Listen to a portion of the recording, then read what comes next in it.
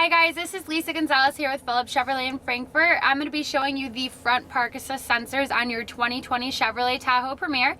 So it does come available on the Premiere only for front park assist sensors. Pretty much what it is when you're driving up to park and you're coming up to a vehicle or a curb, it's going to alert you if you're coming too close to something.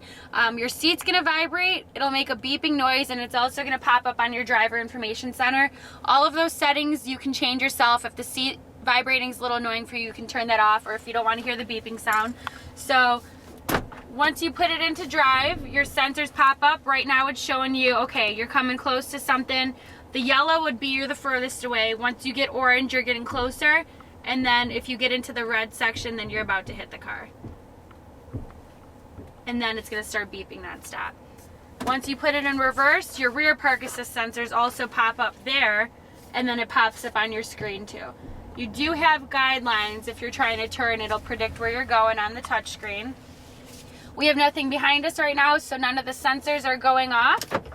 Put it in park and everything does go away completely.